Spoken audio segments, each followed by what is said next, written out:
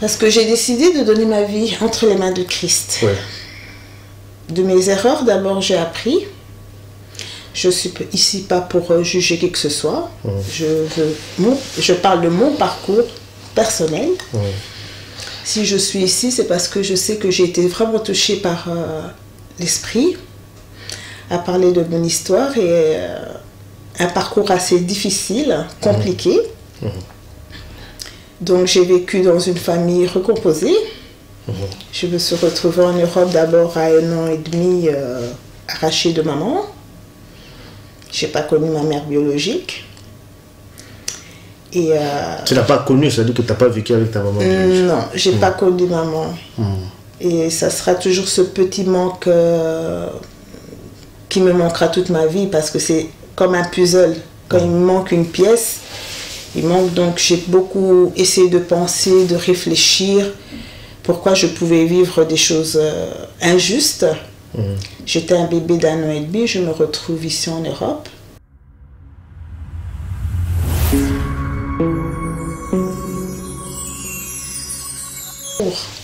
Mais tant qu'il n'y a pas de l'amour, pour construire ta vie plus tard, c'est un peu compliqué, difficile. C'est ça qui était compliqué pour moi. Ça va peut-être arriver là. Alors là, une fois arrivé à Genève, à l'âge de 16 ans, tu te retrouves avec ta maman. Oui. Ça n'a pas aussi été facile, comme tu l'as dit. Oui. Difficile. C'était difficile. C'est à quel niveau que c'était difficile? Difficile parce que là, je me retrouvais, maman, elle avait déjà une famille aussi. Donc, c'était dur dans le sens que, avec le beau-père, c'était pas évident. Donc, c'est pas la maison de ton papa, tu sors, tu pars. Et j'ai dit à maman pourquoi c'était comme ça. Mais oui, mais t'es ma première fille. Et moi, autant qu'ado, qu'est-ce que j'ai fait? J'ai fait une fugue. J'ai fait une fugue. À 16 ans. 16 ou 17 ans. 16 ans. J'ai fait une fugue.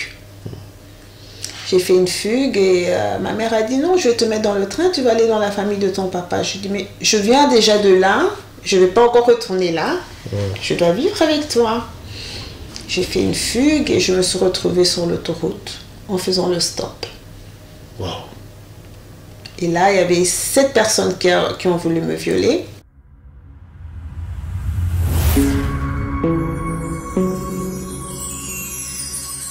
Je ne connais pas très bien. J'ai plus vécu avec le frère de maman que ma propre maman. Recherche d'identité parce que je vois aussi le parcours de ma maman. Elle était à la recherche de son papa, qui est blanc, qui est belge, qu'elle n'a jamais connu. Et ça, j'aimerais vraiment, pour elle, rechercher son papa.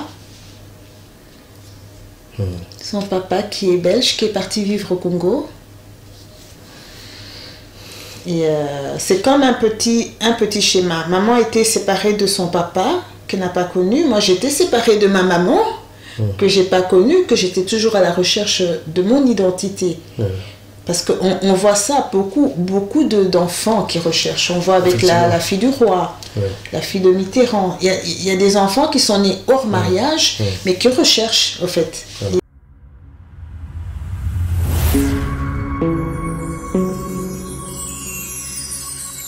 Comme conséquence, je n'ai pas su construire ma vie stable, une vie stable, de vie de couple, de vie de...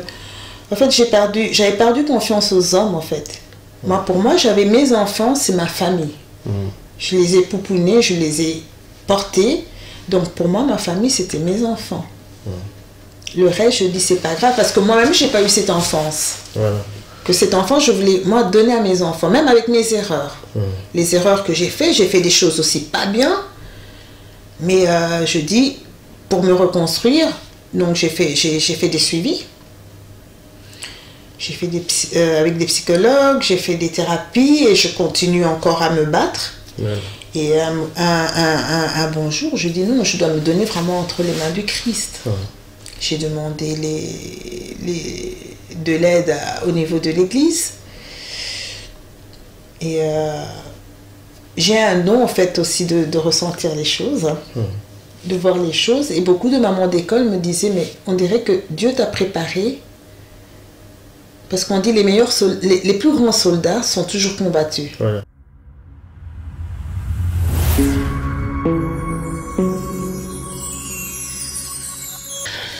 C'est vrai, comme tu l'as dit, donc tu as eu des difficultés pour construire ma vie. Une vie de couple stable, ça n'a pas été facile pour cela. Maintenant, tu as eu quand même 3 enfants. Avec le même mari. Des papas différents. Ouais, différents. Combien de papas? 3. 3 papas, 3 enfants.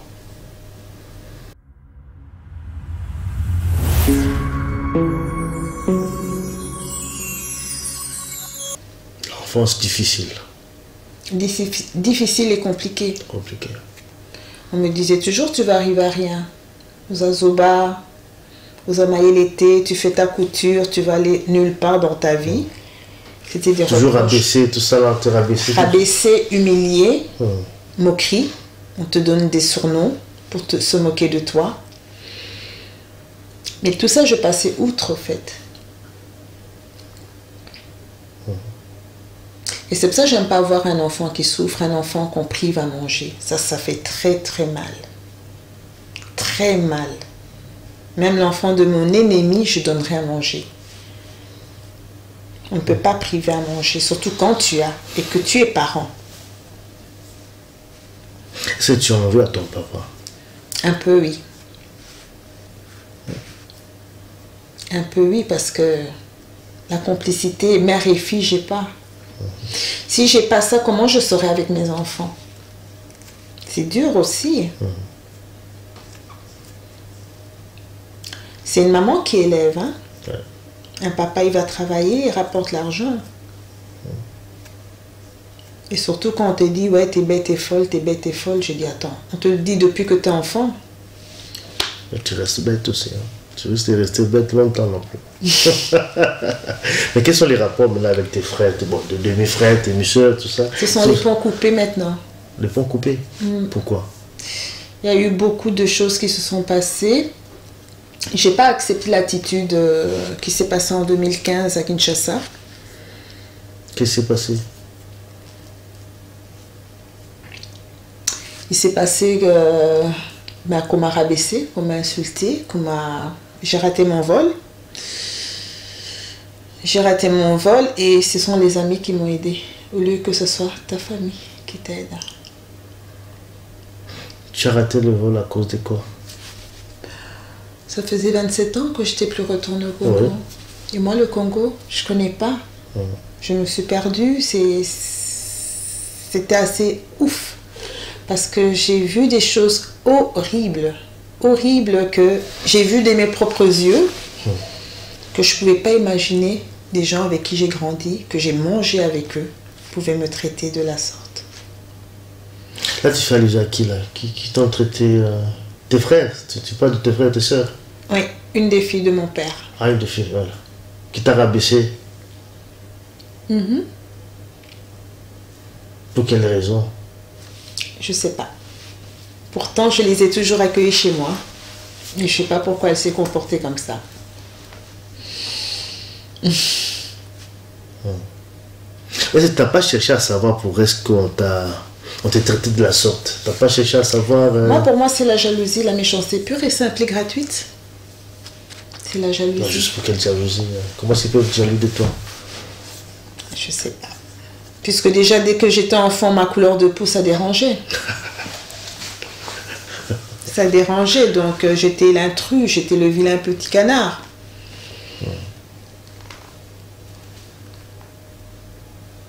C'est pas facile. Et je sais que mes enfants ici sentaient que ça allait très mal. Très mal. Mais je les rassurais, je disais que tout allait bien pendant que je vivais les choses. Donc à l'heure actuelle, tu as coupé le pont avec tes frères. Complètement coupé. Coupé, oui. Je préfère.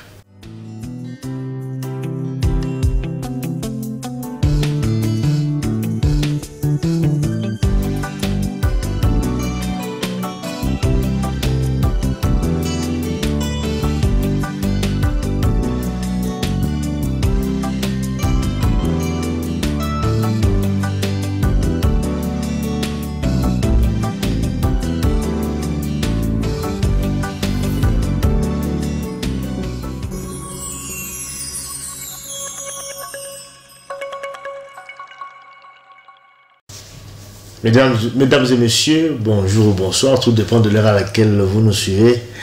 C'est vrai que c'est votre émission. On s'est déplacé spécialement pour cette émission. J'ai reçu pour vous une Congolaise, voilà, Congolaise, on dit à Bamba. Bamba qui, peut-être la plupart des gens qui nous regardent ne la connaissent pas, mais il y en a peut-être qui vont peut-être la reconnaître hein, dans cette émission. On dit à Bamba qui est la petite fille d'Emmanuel Bamba. Emmanuel Bamba, un des martyrs de la Pentecôte, vous savez, à l'époque du régime de Mobutu. Ceux qui connaissent un peu l'histoire de notre pays, 4 hommes politiques ont été pendus là où se trouve aujourd'hui le stade de martyrs. Emmanuel Bamba, c'est son grand-père. Alors on va peut-être essayer un peu de parler dans cette émission, c'est que elle connaît de son grand-père Emmanuel Bamba. Ils étaient à 4, il avait Évariste Kimba, Jérôme Alani, et également Alexandre Mahamba, Emmanuel Bamba, les 4 qui ont été pendus à l'époque. Alors nous allons un peu parler de son histoire. Il va faire un témoignage vivant dans cette émission. A décidé que nous la quatrième émission. Andrea Bamba, que je reçois pour vous. Bonsoir d'abord Andrea. Bonsoir Alimia. Ça fait un plaisir en tout cas de vous recevoir dans cette émission. Je vais donc de le dire à l'introduction. Andrea Bamba, la petite fille de Manuel Bamba, n'est-ce pas? C'est bien ça? Exact. C'est votre grand-père. C'est mon grand-père. Qu'est-ce que vous connaissez de votre grand-père? Je sais qu'il était ministre de Finances. Sénateur également aussi. Voilà. Et je ne connais pas grand-chose parce que bon, j'étais pas encore née quand il était pendu. Et mais votre papa vous a quand même raconté l'histoire, son histoire. Ce que je sais de lui, c'est qu'il était ministre de Finances et il a été pendu par Mobutu au stade de martyr. Stade de martyr. Donc voilà, je ne connais pas grand-chose. Voilà, donc Andrea Bamba, alors on appelle Lingala aussi, parce que c'est un peu de l'emménager également pour les Congolais aussi, on va appeler moi Lingala aussi dans cette émission. Alors aujourd'hui c'est une émission de témoignage, ton témoignage à toi, ta vie à toi. Pourquoi est-ce que tu décides de parler aujourd'hui? Parce que j'ai décidé de donner ma vie entre les mains de Christ. De mes erreurs, d'abord j'ai appris. Je ne suis ici pas pour juger qui que ce soit. Je parle de mon parcours personnel. Si je suis ici, c'est parce que je sais que j'ai été vraiment touchée par l'esprit à parler de mon histoire et un parcours assez difficile, compliqué. Donc j'ai vécu dans une famille recomposée. Je me suis retrouvée en Europe d'abord à 1 an et demi, arrachée de maman. Je n'ai pas connu ma mère biologique. Et tu n'as pas connu, ça veut dire que tu n'as pas vécu avec ta maman biologique? Non, je n'ai pas connu maman. Et ça sera toujours ce petit manque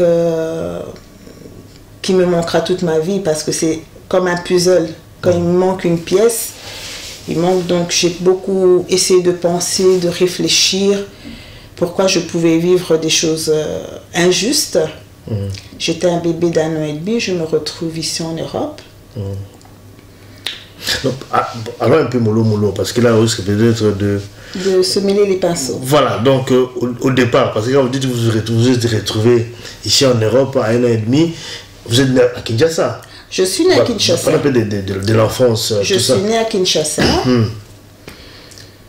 Donc le 11 avril 1972. Je me suis retrouvée en Europe du jour au lendemain. Donc papa m'a pris brutalement des bras de maman. En fait, papa était marié avec une autre femme. Oui, papa était marié. Voilà. Il avait ses enfants ici en Europe. Ici en Europe. Oui. Et puis entre-temps, maman était avec maman au Congo. Au Congo. Donc j'étais l'aînée. Je suis l'aînée chez ma maman. Hein? Donc, en fait, le papa était étudiant ici en Europe, c'est ça? Était étudiant ici en Europe. Alors pendant ces moments de vacances, c'est comme ça qu'il a rencontré toute maman. Voilà, ok, d'accord. Donc je ne sais pas ce qui s'est passé entre eux. Il a dit que je vais me promener avec Géa. À Kinshasa. À Kinshasa. Donc je me retrouve ici en Europe dans une famille qui était déjà composée. Et donc j'étais ce bébé de 1 an et demi au fait. Mais papa m'a pas fait le vaccin de la varicelle et la variole, donc j'étais très malade. J'ai contracté la varicelle et la variole. Et maman, donc quand elle a su que j'avais voyagé, donc ça fait tout un scandale parce que j'étais sa première fille. Oui. Donc pour une femme qui porte un enfant si jeune, elle m'a eu à 18 ans. Oui. Donc qu'est-ce qu'elle a demandé? Ils ont porté des plaintes, Interpol demandait que l'enfant retourne auprès de la maman. Oui. Mais vu que mon état de santé ne permettait pas que je rentre, parce que les médecins avaient dit, voilà, elle a la varicelle, la variole, si elle prend l'avion, elle risque de mourir. Mmh. Donc je suis restée ici entre-temps, sans savoir qui est vraiment ma mère, d'origine biologique. Tu étais encore bébé, de toute façon, tu n'allais pas savoir aussi. Je n'allais pas savoir, donc je ne savais rien, j'ai vécu comme ça sans savoir. Mmh. C'est après que j'ai commencé à constater ma peau était différente que mes autres frères et sœurs. Je voyais un peu ce qui se passait autour de moi. Et je commençais à comprendre tout doucement, de moi-même, sans que qui que ce soit m'ait dit. Voilà, en me disant, de toute façon, c'est pas ta maman. Qui disait ça? Ben, mes frères et sœurs. Okay. Tu n'es pas notre sœur, donc tu n'es pas de notre maman. Mais moi, je ne comprenais pas et... Je continue ma vie. On retourne à Kinshasa, donc j'avais 6 ans. Retourne à Kinshasa, j'arrive, toujours rien, je sais rien. Ça veut dire retourner à Kinshasa. Donc papa est retourné pour travailler à Kinshasa. À Kinshasa. Ah, toute la famille, vous êtes retourné toute la famille? Toute la famille, à part les deux garçons qui étaient restés ici en Belgique. Oui. Pour rester aux études. On retourne à Kinshasa. Donc, et la maman était où entre-temps? Maman était à Kinshasa. Et aussi à Kinshasa, ok, d'accord. Maman était à Kinshasa. On retourne et un bon jour, je me retrouve à l'école. Je vois une maman claire de peau avec un bébé dans le dos qui me propose une sucette. Et moi, je vais vers elle. Elle dit, viens, je suis ta maman. Je vais vers elle et le chauffeur était là, il attendait devant l'école. Je la suis. On redescend, paf. Qui remonte? Papa qui remonte pour aller donner cours à l'université. La bagarre entre papa et maman. Ça, j'ai pas compris. Maman qui vient m'enlever aussi. À l'école, c'était à l'école? À l'école, au Mwamba. En fait, maman était au courant que tu es retourné à l'école. Que je suis retournée à Kinshasa. Voilà. Entre-temps, la maman te cherchait, je sais que tu as dit au départ, te cherchait, il y a eu l'Interpol, tout ça, par la justice. Mais une fois rentré au Congo, à Kinshasa, à l'époque c'était Zaïre, hein, une fois retourné, qu'est-ce qui s'est passé? C'est que la justice ne s'est pas mêlée par rapport à cette histoire parce que... Non, du tout. Du tout. Donc on ne m'a jamais dit, voilà, présenter ma maman quelque part, que tu es une maman. Donc, mais tu étais toujours chez ton papa? J'étais toujours chez papa. Voilà. Maman qui vient me chercher en kata avec ma petite soeur sur le dos. Bagarre, parce que papa... Papa était où? Papa, il remontait avec sa Jaguar, il remontait pour aller donner cours à l'université, et je me rappellerai toujours de son visage, il a fait 2 fois ça, il a vu maman dans les bras, elle avait sa soeur, et paf, rebelote, bagarre. Papa me tire d'un bras, maman d'un bras. Donc... c'était une bagarre et moi j'étais perdue parce que je ne savais pas qu'est-ce qui m'arrivait. Je commençais à pleurer, arrêtez, vous me faites mal dans le bras. Et là, il y a eu une maman qui s'appelle, elle est déjà décédée, pour qui j'ai beaucoup de respect, c'est maman d'Aïtabi, qui s'arrête en disant, vous êtes en train de faire du mal à votre fille, on va jusque chez eux au plateau. Et on a passé l'après-midi, moi j'étais dans la chambre avec les filles et les parents étaient au salon parce que je ne pouvais pas entendre ce qu'ils disaient. Et au soir de nouveau, je rentre à la maison et là c'était vraiment des cris, pourquoi tu es partie chez cette femme, c'est pas ta maman et c'est pas elle ta maman. Et je paniquais, je pleurais, donc là j'ai commencé à sucer mes doigts mes doigts, je les suçais et à faire pipi au lit. Tellement j'avais peur. J'étais traumatisée. Là, j'avais 6 ans. 6 ans, oui. Je commençais à faire pipi au lit, j'avais peur parce que je devais chaque fois me justifier en disant non. Et après, je commençais à en vouloir aussi à cette maman parce que j'ai dit, mais cette maman, elle me veut du mal. pourquoi elle vient me chercher comme ça pendant que j'ai une famille, donc je ne comprenais pas. Et un autre bonjour, on va voir maman. On était passé la voir, on est parti la voir à Yolo. Et elle commence, avec qui? Avec papa. Il dépose ses clés sur la table. Moi, je dis, il veut prendre les clés et partir. J'ai dit, non, papa, tu me donnes les clés, moi je les tiens parce que tu ne vas pas me laisser ici, sinon j'aurai encore des problèmes. Ouais. Et maman qui commençait à pleurer, voilà, ma fille ne me reconnaît plus. Comment ça se fait que ma fille, elle a le visage avec des griffes, elle a les cheveux rasés, elle a le mapalatin. Alors comme je devais des fois dormir dans mon pipi et que pour moi c'était un traumatisme. Pipi, c'est-à-dire quoi? Quand je faisais pipi au lit, oui. Je dormais dans mon pipi, donc j'avais des coussous qui s'appellent des laves. Ouais. Des laves et j'avais de ma palatin, ma tête qui pourrissait. Et je ne comprenais pas, mais tout ça, ça me faisait souffrir en fait. Et moi je pleurais, je disais papa non, je veux aller chez ma maman. Je ne suis pas bien ici, je veux aller chez ma maman. Toi tu n'étais pas bien entretenu en fait, ce que je veux dire. Oui. On te négligeait un tout petit peu. Voilà, on me faisait comprendre que c'est pas la maison de ma maman. C'est pas la maison de ma maman, donc tu dois partir. Mais pourquoi le papa ne voulait pas que tu te laisses partir alors? Parce que ta maman était là. Parce que les papas africains, c'est comme ça. Hein. C'est eux qui gardent les enfants, donc l'éducation, ils font l'éducation à la maison.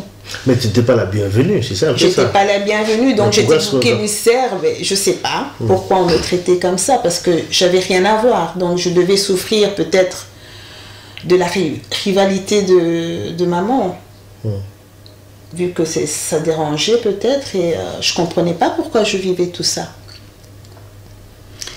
Et c'est les gens du quartier que je voyais qui me gâtaient, qui étaient là gentils avec moi, qui me donnaient des fois des cadeaux. Et c'est en grandissant qu'on me disait, mais nos mamans, elles voyaient tout ça.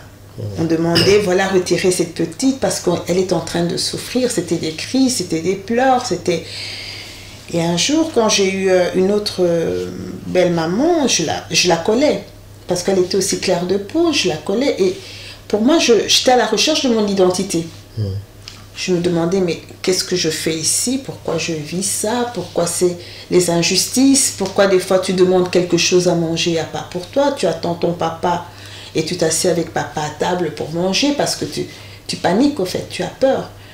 Et alors, bon, pour me défouler, je montais dans les arbres, je faisais le petit garçon manqué pour essayer de me forger. Je n'aimais plus aller à l'école. J'avais peur d'aller à l'école et qu'on vienne encore m'enlever et que ça soit encore une bagarre parce que c'était humiliant pour une fille de 6 ans. Vous imaginez un peu? C'est dur pour un enfant de 6 ans se retrouver avec tout le monde autour. Et c'était après chaud à la maison. J'avais des comptes à rendre. Pourquoi tu dois courir derrière elle? Pourquoi tu vas vers elle? Et c'est pas ta maman, c'est pas comme ça. C'est... Des comptes à rendre à qui? À mes frères et sœurs, à la belle-maman, Mais qui ne voulait pas de toi, c'est un peu ça, c'est quand même un peu paradoxe. C'est dur parce que je ne savais pas qui était le parent. Parce que si j'avais les coups des sœurs, j'avais les coups des oncles, à un moment donné, tu te révoltes. Tu te dis, mais attends, je suis dans la maison de mon père. J'ai quand même le droit de manger, j'ai quand même le droit de vivre comme tout enfant. Et un bon jour, il y a mon cousin qui débarque. On prépare l'enlèvement de ma petite sœur, celle qui était sur le dos de maman. On la laisse déjà partir. On dit, allez, tu vas partir. Comme ça, tu peux aller rejoindre maman. Et le soir, maman devait prendre le vol pour Genève. On est parti récupérer ma sœur. Donc, elle est aujourd'hui à Kinshasa. Elle est maman de 4 enfants. Et... ce que je veux dire, en fait, je ne suis pas là pour juger, hein. C'est pas un jugement, mais c'est une recherche d'une identité. Parce que d'un côté, on te dit, tu as du sang blanc, tu n'es pas la bienvenue ici, mais tu es l'enfant de qui, au fait? À un moment donné, je me suis posé la question, je suis l'enfant de qui? De ton papa, Bamba, et de ta mère. C'est un peu ça. Mais alors, quand vous êtes rentré à Kinshasa, vous êtes revenu encore ici en Europe, quelques temps après combien d'années? Alors, je suis revenue en Europe... de mes 6 ans, je suis revenue en Europe à mes 16 ans. 16 ans. Et entre-temps, donc... Et ta maman était déjà partie en Suisse? Maman était à Genève, oui. Était partie. Quand tu avais quel âge à l'époque? Quand elle est partie? Quand elle est partie, j'avais plus ou moins, je vais dire, 9 ou 8 ans. 8 ans, voilà. Oui. Et toi, tu es resté entre les mains de ton papa? Entre les mains de papa, qui était un homme aussi politique, qui voyageait beaucoup aussi. Donc, il y avait les nounous, il y avait trop de monde à la maison. Hein. Il y avait tout le temps du monde à la maison. Et arrivé donc à l'âge de mes 10 ans, non, oui, de mes 10 ans jusqu'à mes 14 ans, je me suis retrouvée à Inga chez le frère de maman. Oui. Comment ça? Papa m'a déposé là-bas chez lui. Pourquoi? Pour pouvoir avoir une scolarité là-bas. Donc il a décidé, il a vu qu'à la maison ça n'allait pas. Ah, il a compris qu'à la maison tu n'étais pas... J'étais pas à l'aise. À l'aise, oui. Voilà, je suis partie chez mon oncle pour qui j'ai beaucoup de respect, pour qui que j'aime beaucoup. Donc, et là j'avais réussi toute mon année au fait, mon année scolaire, j'avais réussi. Parce que chez papa c'était toujours, je faisais que doubler. Peut-être le niveau au Mwamba était plus élevé pour moi. Je faisais chaque fois doubler et des fois je ne voulais même plus manger chez papa. Je refusais de manger tellement je souffrais beaucoup. Je souffrais beaucoup que ça a quand même laissé des séquelles. Et après de Inga, je me suis retrouvée à Luila. À Luila chez qui? À l'internat. À l'internat, ok, d'accord. C'est ton papa qui a décidé de t'envoyer à l'internat? Voilà. C'est ton papa qui a décidé? Oui. Et là, j'ai eu des amis. Ben, j'avais une peau très fragile parce que j'avais vraiment des filaires, des urticaires. J'avais vraiment une peau assez très fragile.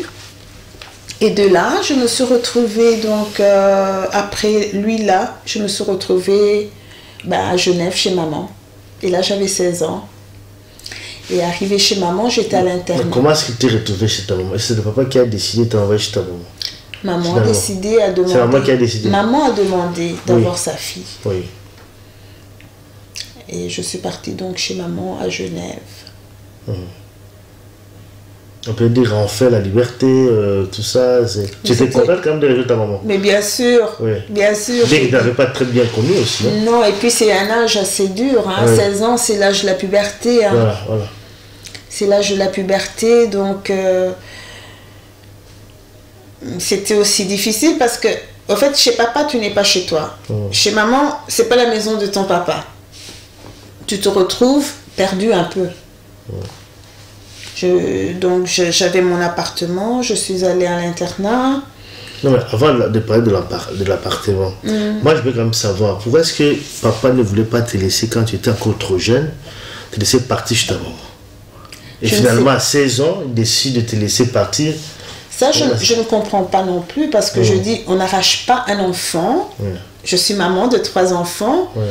Et pour moi, si on m'avait arraché mon enfant bébé, je sais pas, peut-être je m'aurais suicidée, mourir. Et suite à ça, dans ma vie, ça n'a pas aussi été. Parce que j'ai connu que des déchirures aussi. Parce que la base, pour moi, pour un enfant, tu dois connaître papa, maman et il y a de l'amour. Mais tant qu'il n'y a pas de l'amour, pour construire ta vie plus tard, c'est un peu compliqué, difficile. C'est ça qui était compliqué pour moi. Ça va peut-être arriver là. Alors là, une fois arrivé à Genève, à l'âge de 16 ans, tu te retrouves avec ta maman. Oui. Ça n'a pas aussi été facile, comme tu l'as dit? Difficile. C'était difficile. C'est à quel niveau que c'était difficile? Difficile parce que là, je me retrouvais, maman, elle avait déjà une famille aussi. Donc, c'était dur dans le sens que avec le beau-père, c'était pas évident. Donc, c'est pas la maison de ton papa, tu sors, tu pars. Et j'ai dit à maman pourquoi c'était comme ça. Mais oui, mais t'es ma première fille. Et moi, autant qu'ado, qu'est-ce que j'ai fait? J'ai fait une fugue. J'ai fait une fugue. À 16 ans. 16 ou 17 ans. 16 ans. J'ai fait une fugue. J'ai fait une fugue et ma mère a dit non, je vais te mettre dans le train, tu vas aller dans la famille de ton papa. Je dis mais je viens déjà de là, je ne vais pas encore retourner là, je dois vivre avec toi. J'ai fait une fugue et je me suis retrouvée sur l'autoroute en faisant le stop. Wow. Et là, il y avait 7 personnes qui ont voulu me violer.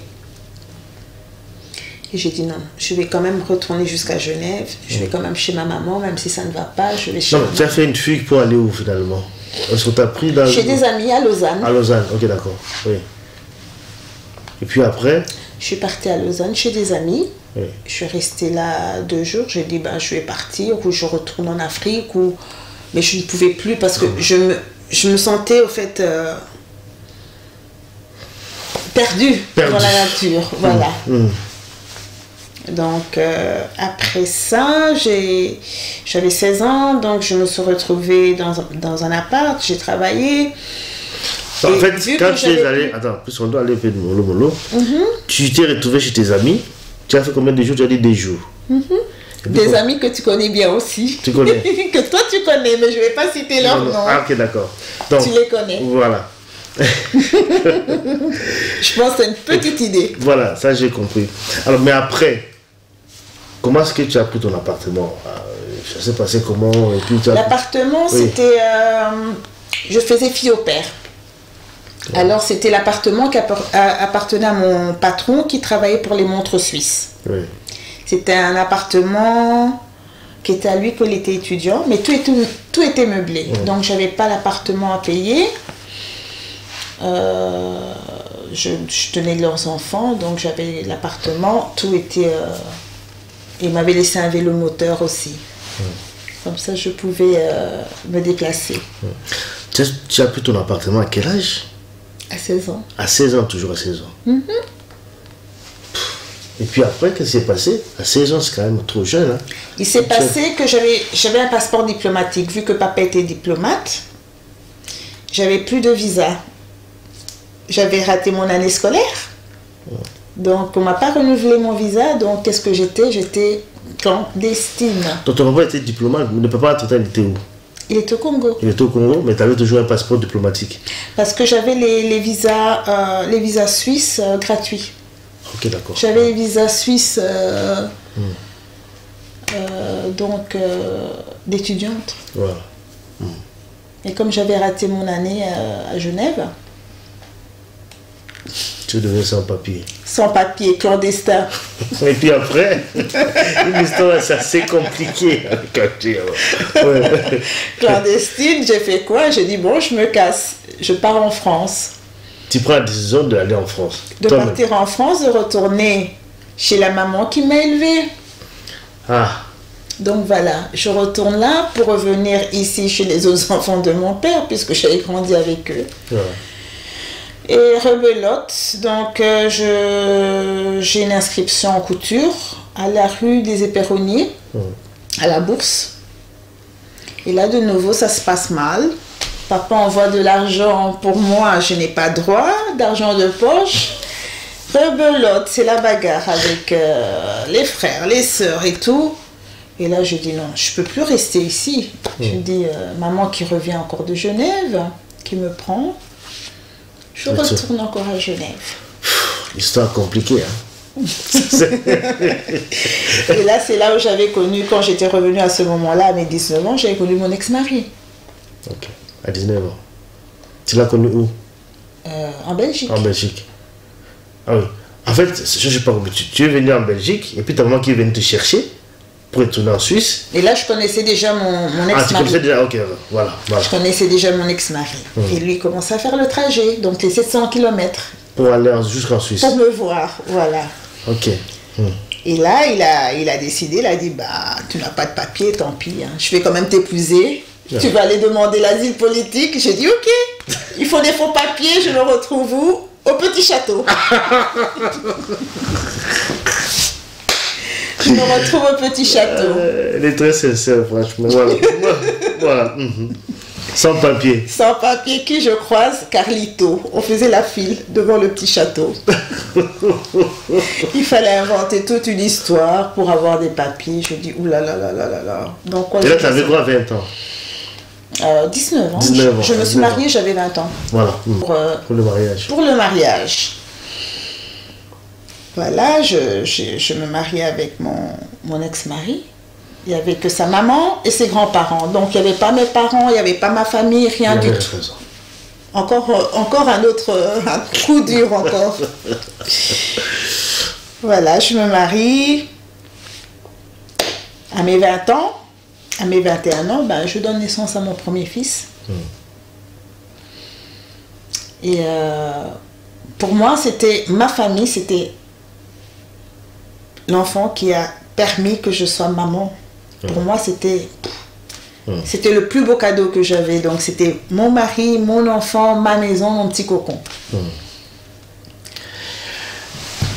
Voilà, ça on a un peu compris. Bon, comme on l'oublie, moi, l'ingala mouké, ça l'a moi bien. Voilà, histoire y a Bamba.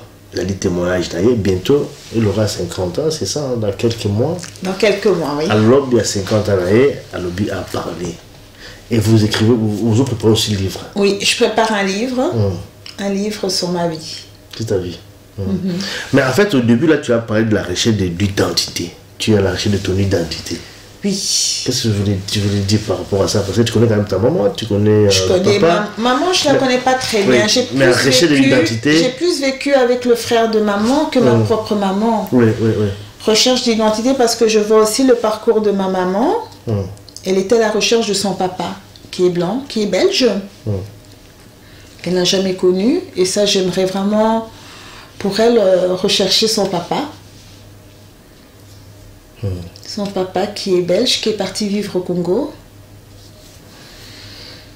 Et c'est comme un petit schéma. Maman était séparée de son papa, qu'elle n'a pas connu. Moi, j'étais séparée de ma maman, que je n'ai pas connue, que j'étais toujours à la recherche de mon identité. Parce qu'on voit ça, beaucoup d'enfants qui recherchent. On voit avec la fille du roi, la fille de Mitterrand. Il y a des enfants qui sont nés hors mariage, mais qui recherchent, au fait, l'identité. Sans pour juger qui que ce soit. Mais je dis, c'est pour moi, c'est personnel. Hein. C'est vraiment une démarche personnelle. Est-ce que tu as déjà entamé des démarches? Tu as déjà fait des démarches pour rechercher? Oui, je suis occupée à faire des démarches tout doucement. Tout doucement pour essayer de voir quand même d'où vient maman. Je sais d'où vient papa. Parce que le papa, tu connais quand même, c'est ma maman qui... Oui. D'où vient maman, mes racines, parce que je dis d'un côté quand même, je l'ai vécu petite en disant, voilà, tu as du sang blanc qui coule dans tes veines. Mais tu viens d'où? Au fait, je sais pas. Tu vas au Congo, on va dire... Non, t'es pas chez toi. Tu viens ici, on te dit non, t'es pas chez toi. Puis là, tu as parlé de séquelles par rapport à tout ce que tu as enduré, tout ça, des souffrances, le rejet, tout ça. Qu'est-ce qui a fait, en fait, qu'est-ce qui a déclenché? Pas déclenché comme tel. Les conséquences de tout cela. Qu'est-ce que tu as eu comme conséquence? Comme conséquence, j'ai pas su construire ma vie stable, une vie stable, de vie de couple, de vie de... En fait, j'avais perdu confiance aux hommes, en fait. Pour moi, j'avais mes enfants, c'est ma famille. Je les ai poupounés, je les ai portés. Donc, pour moi, ma famille, c'était mes enfants. Le reste, je dis, c'est pas grave, parce que moi-même, j'ai pas eu cette enfance.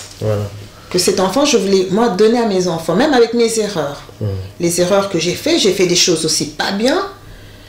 Mais je dis, pour me reconstruire, donc j'ai fait des suivis. J'ai fait avec des psychologues, j'ai fait des thérapies et je continue encore à me battre. Et un bon jour, je dis non, je dois me donner vraiment entre les mains du Christ. J'ai demandé de l'aide au niveau de l'église. Et j'ai un don en fait aussi de ressentir les choses, de voir les choses. Et beaucoup de mamans d'école me disaient, mais on dirait que Dieu t'a préparé. Parce qu'on dit les plus grands soldats sont toujours combattus. Et quand tu es combattu au berceau, c'est que le Seigneur, il sait pourquoi.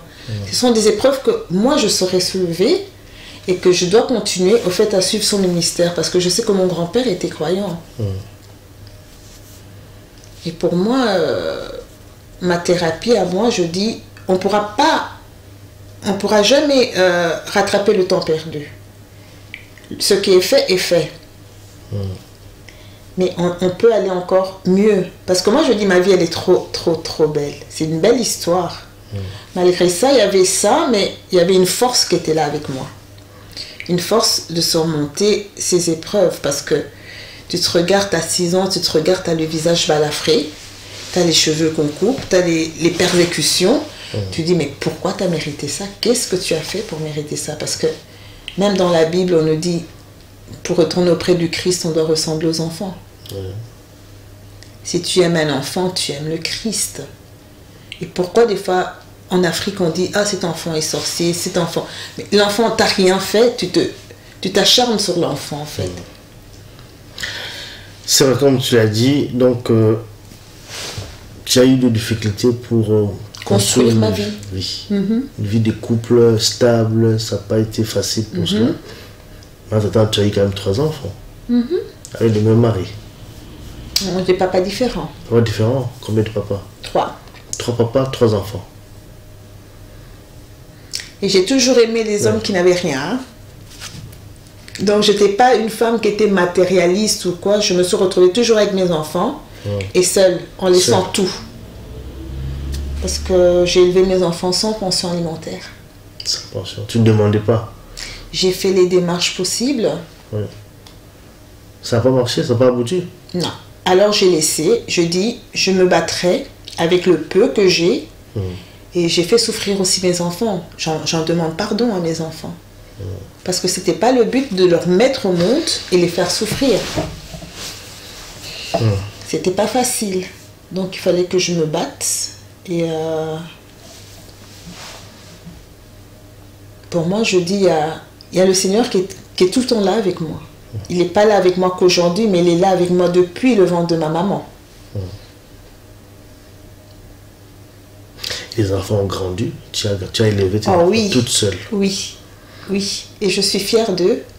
Et je suis fière de moi. Où est-ce que tu as trouvé ces ressources-là pour...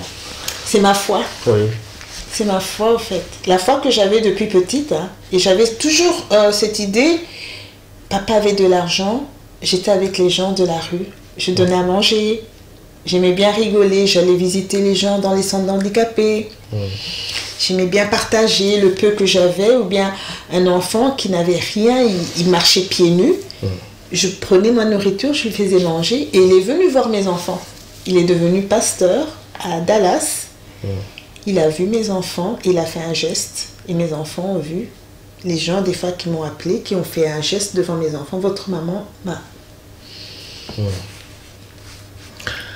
Ça, c'est vraiment une leçon à retenir par rapport à cette histoire assez difficile parfois. On comprend parce que la vie, il faut penser aux enfants. Parce que ravir un enfant comme ça de sa maman à l'âge d'1 an, 2, 3 ans, c'est quand même assez compliqué pour l'avenir de l'enfant. Mais qu'est-ce qui est facile? Parce que tu viens de le dire ici, tu as élevé seul tes enfants. Les enfants aujourd'hui sont grands. Tu m'as vu avec mon premier enfant. J'ai vu avec ton tu m'as vu bébé avec le gamin. Voilà. Et puis tu as bien élevé tes enfants. J'ai essayé, je ne suis pas parfaite. Hein. Non, mais tu as quand même bien élevé parce que les enfants ont fait des études. Ils travaillent. Ils ont fait les études que moi, je n'ai pas fait. Voilà. Ils ont eu les diplômes que moi, je n'ai pas eu. Voilà. Qu'est-ce qui est facile? Que la maman élève seule les enfants ou le papa qui élève les enfants? Qu'est-ce qui est plus avantageux par rapport à... Une maman, elle porte 9 mois, non? Oui. Moi, tout le temps dans mon ventre, je chantais pour mes enfants, je berçais, j'étais une maman poule. Moi, on ne touche pas à mon enfant, donc c'était maman poule parce que, vu que moi, il y a eu ce manque-là, à un moment donné, je pensais au chanteur Michael Jackson, qui n'a pas eu d'enfance. Ouais. Qui n'a pas eu d'enfance. Il est resté enfant. Jusqu'à quel âge? Il s'est transformé. Pourquoi? Peut-être on l'a accusé aussi avec des fausses accusations, mais parce que lui, il n'a pas vécu son enfance normalement. Qu'il a été privé quelque part. Et moi, quelque part, je suis restée un gros enfant. J'aime bien la musique, j'aime bien chanter, danser. Donc voilà. Mais c'est avec la base aussi, hein. La base, la racine, quand on voit vraiment un couple qui s'aime, les enfants aussi évoluent. Hein. Voilà. Mais un couple où il n'y a pas d'amour, un enfant ressent. Parce qu'un enfant ressent un rejet, même petit. Un enfant peut faire une dépression, même bébé. Peut-être en m'arrachant à ma mère, j'étais déjà malheureuse à ce moment-là, je pleurais. Ouais. Parce que je prenais encore le sein maternel. Et peut-être comme j'étais ici mourante, que j'étais malade, peut-être je me laissais mourir de chagrin. Parce que des fois quand vous êtes en couple, deux êtres qui s'aiment, un autre il part, l'autre des fois il suit dans peu de temps parce qu'ils sont restés toute une vie ensemble. Ouais. C'est l'âme sœur, c'est pour moi de l'âme sœur, c'est ça. Hein? Et j'ai toujours eu de l'amour. Moi je dis, je ne vais pas rendre le mal par le mal. Si j'ai cette mission sur cette terre, on te fait du mal mais tu le rends en bien.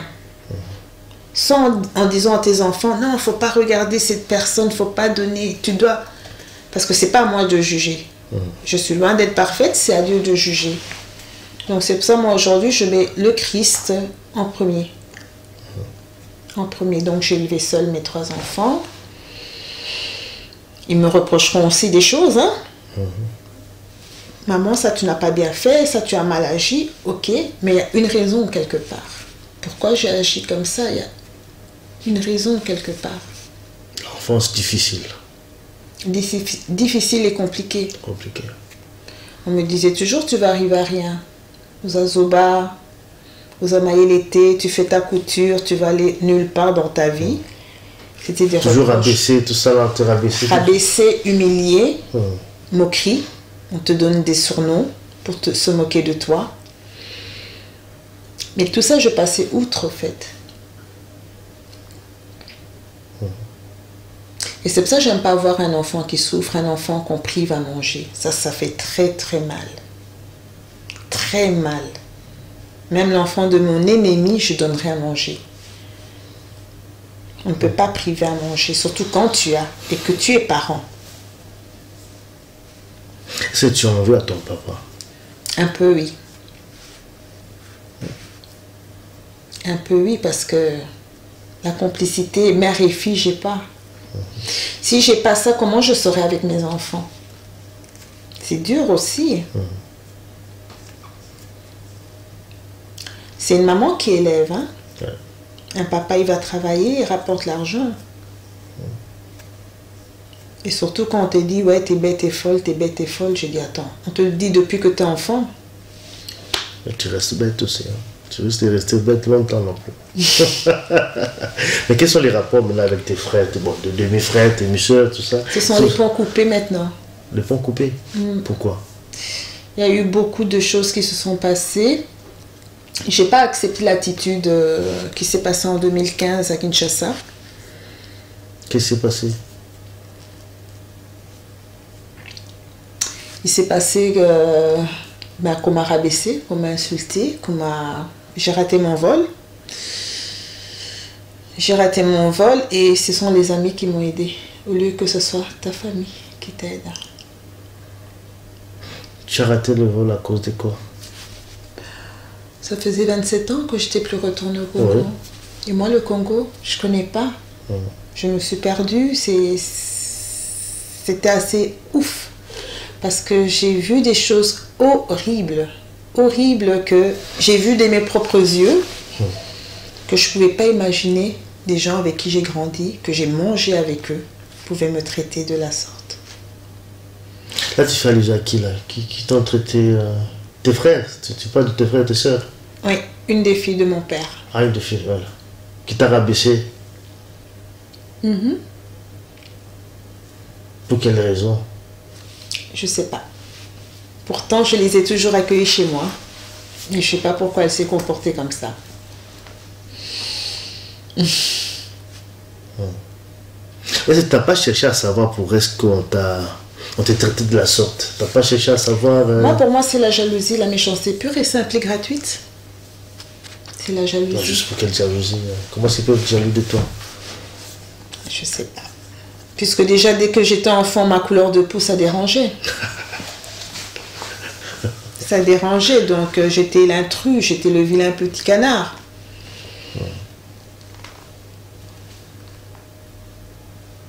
C'est pas facile. Et je sais que mes enfants ici, ils sentaient que ça allait très mal. Très mal. Mais je les rassurais, je disais que tout allait bien, pendant que je vivais les choses. Donc à l'heure actuelle, tu as coupé les ponts avec tes frères, complètement coupé. Coupé, oui, je préfère. C'est toi qui as pris la décision de couper les ponts. Parce que je ne suis pas quelqu'un d'hypocrite. Ou tu es franc avec moi, ou tu ne l'es pas. Mais si vous venez tous chez moi pour un barbecue ou pour manger, et des fois je privais même le pain de mes enfants pour donner à ma famille, je donnais ma voiture pour aller travailler, qui va faire ça ici en Europe? Tu as des mamans de 3 enfants. 3 enfants ici en Europe. Qui va te donner une voiture pendant 1 an pour aller travailler et gagner ta vie?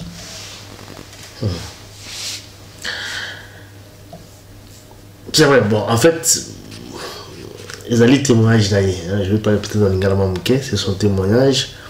Donc, à choisir à Loba, à Bomba et la Moutema, depuis des années, tout ce qu'elle a enduré. Voilà, donc, ils allaient témoignage d'ailleurs. À l'aube, donc, à ses 50e anniversaire d'ailleurs. C'est vrai que son histoire est assez troublante. Donc, voilà. C'est pourquoi, sur le bout du mois là, il faut qu'on apporte un mot à l'enfant. Parce que, ce qu'on mot ça risque aussi de perturber son avenir. Donc, le comportement social, c'est dû également, n'est-ce pas, il y a façon où à Kolaki, il y a famille. Alors, je vois que là, on risque d'aller un peu trop loin dans l'étape, parce qu'on a déjà fait plus de 40 minutes. Mais maintenant, là, tu prépares un livre, comme tu l'as dit au début. Qu'est-ce que tu vas raconter dans ton livre? Tu vas raconter quoi? Je vais beaucoup parler du Christ. De Christ. Tout ce qui est impossible dans la vie est possible en Christ. Je suis une preuve vivante. Et je parle de Jésus. C'est mon ami fidèle. C'est lui qui me protège, c'est lui qui me donne le souffle de vie, c'est lui qui m'a donné tout ce que j'ai. Comment tu as rencontré Jésus-Christ? Tu l'as rencontré comment? J'ai été touchée par l'esprit. J'ai dit, c'est pas bien de rencontrer des gens qui boivent, des gens qui se droguent, des gens qui cassent, qui font... C'est mauvais. Donc, il faut laisser tout ce qui est mal et aller vers la lumière, au lieu de marcher dans les ténèbres. Parce qu'on passe des moments qui sont très compliqués, très durs.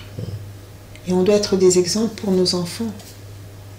Si on n'est pas des exemples, l'enfant va dire, mais attends, regarde ta vie. Et le Christ est venu pour nous, pauvres pécheurs. Il est venu, il a dit, pour retourner auprès de lui, on doit ressembler à des enfants, on doit être humble. Donc, pour moi, le Christ, s'il n'était pas dans ma vie, je ne serais pas aujourd'hui là, en train de te parler. Ce qu'il a voulu que je traverse, tout ce que j'ai traversé, pour rendre mon témoignage et de parler de l'Évangile. Et je suis grandement bénie parce que dans ces moments difficiles, il ne m'a jamais laissé. Et j'ai vraiment des grandes bénédictions parce que j'ai plein d'enfants qui témoignent, qui parlent à leur maman et qui témoignent vraiment des choses sur moi et ça me touche énormément. Et je dis, je vais continuer dans mon chemin de la repentance. Tous les jours, je me repens. Tous les jours, je demande pardon au Seigneur pour mon mauvais langage. Je fais ma promesse de tourner ma langue cette fois. Pour mon mauvais regard, mes mauvaises pensées. Mais je pense que dans la vie, le bon arbre, on reconnaît par ses fruits. Et c'est vrai, tu as raconté Seigneur Jésus-Christ. Jésus-Christ, c'est l'amour, c'est le pardon également. Mais le pardon, ça libère. Voilà. Quand tu pardonnes, tu enlèves tes fardeaux. Effectivement. Et tes frères, tu ne peux pas pardonner tes frères aussi. Parce que là, j'ai pardonné, mais je m'en éloigne. Je ne peux plus être comme j'étais avant avec eux. Quand je dis les ponts coupés, je ne pourrai plus vivre les mêmes. Parce que sinon, ça sera... Je vais chaque fois me faire du mal. Je vais vers des gens pour les aimer, mais eux me persécutent. À un moment donné, je dis stop. Mais j'ai rien contre eux, hein. Voilà. J'ai rien contre eux, je suis pas... J'en veux à personne, hein. Je suis pas rancunière, je leur veux pas de mal, mais je laisse Dieu seul juge. Voilà. Parce qu'on ne sait pas combien de temps. On parle aujourd'hui, on ne sait pas demain qu'est-ce qui va m'arriver, qu'est-ce qui peut arriver. Et ce que je trouve des fois dommage, quelqu'un est mort, il faut qu'au Congo Lambongo, Matanga. Non, on doit s'aimer quand on bouge, parce que c'est l'âme qui est en nous, c'est l'âme de Dieu. Ça, c'est que la chair, c'est rien. C'est que c'est poussière. Donc voilà. Voilà, ça c'était les témoignages d'Antia Bamba. Voilà, c'est touchant quand même, cette histoire. C'est vrai que Yo s'en sortit bien. Tu crois? Je pense bien. Comment ça? Peut-être aux autres. Parce que il y a des gens où, par exemple, dans la même situation, se retrouver dans l'alcool, dans la prostitution, dans beaucoup de choses. À un moment donné, j'ai pensé à me prostituer. J'ai pensé aussi à être alcoolique. J'ai pensé à casser, à faire... Parce que ça devenait un trop-plein. Tu peux aimer, toi, ton enfant qu'on abuse, et après on dit, voilà, c'est ta faute. C'est la faute de ton enfant. Tu peux accepter ça? Tu ne pourras pas. On touche à l'intimité de ton enfant, tu peux tuer pour ça. Hein? Ouais. Pourquoi tu as donné cet exemple? Pourquoi tu as donné cet exemple? J'ai vécu quasiment à peu près la même chose. Tu n'as pas eu le soutien du papa. Tu vois, Marc Dutroux, il a le droit de voir ses enfants. Hein? Un plus grand criminel. Hein? Il a des avocats pour le défendre. Hein? Et parfois, tu te dis, tu es enfant, on te persécute. Qu'est-ce que tu as fait? Des blessures internes, hein? C'est difficile. Hein? En fait, les blessures, les cicatrices, ça reste. En fait, chez moi, quand ça s'ouvre, c'est quand j'ai un choc émotionnel. Et je dis, mais en tout cas, ce que moi j'ai traversé, j'ai toujours essayé de surmonter. Mais c'est vrai, j'ai dit parfois des choses sur la colère que je n'ai pas pensé. Parce que quand on est énervé, on ne réfléchit pas toujours. Et on dit des fois des choses qu'on regrette. Mais c'est pas évident. Il y a des gens qui sont pires que moi. Et quand j'ai rencontré des gens qui ont passé les mêmes situations que moi, on se soutient. Je dis, waouh, je ne suis pas la première. Et quand je vois encore derrière moi qui est encore pire que... Et ça, je dis, je loue l'Éternel. Je bénis l'Éternel pour les épreuves que j'ai traversées parce que je suis encore là pour en parler. Et je dis, jusqu'à la fin de ma vie, je vais que le bénir, que le chercher. Et au plus tu as une lumière, au plus tu es combattu. Parce que le Seigneur veut voir maintenant jusqu'où je vais me donner à lui. Hein. Et lui, je le mets en premier dans ma vie. S'il m'a protégé moi, il va protéger mes enfants aussi. Donc je dis, mon père, ma mère, je mets de côté, mais je le mets lui en premier. Et j'ai rencontré des gens, mais formidables. Formidables. Qui m'ont rendu eux-mêmes des témoignages. Et ta maman? Les rapports avec ta maman? Ben, tous les soirs, maintenant, on fait des prières ensemble. On se rapproche tout doucement. Elle a ses blessures internes, j'ai mes blessures aussi.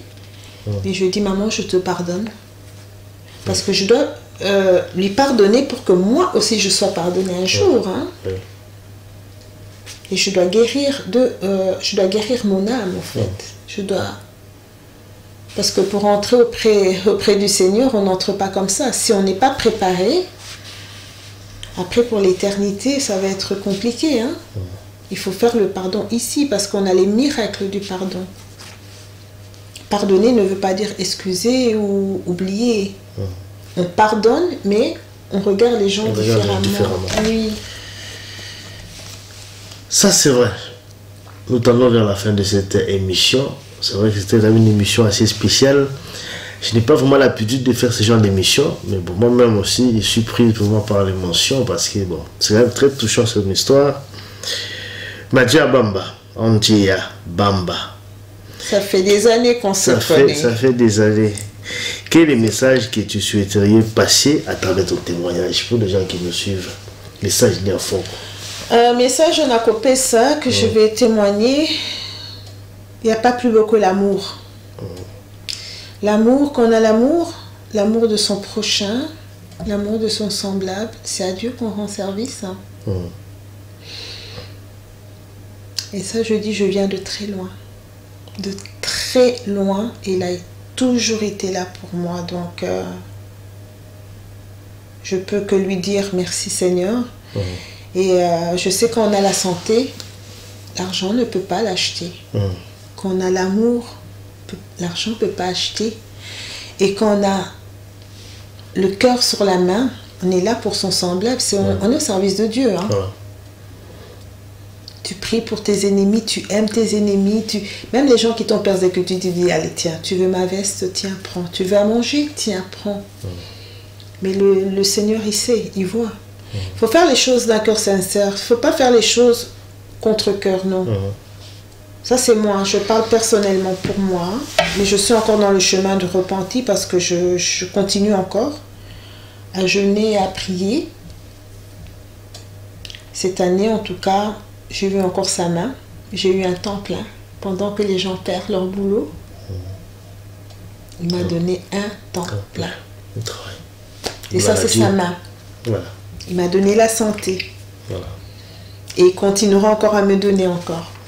Parce qu'il me connaît mieux que moi-même. Amen. Quelle grâce. Pour terminer, toutes les personnes qui ont peut-être vécu la même histoire que toi, qu'est-ce que tu as à leur dire?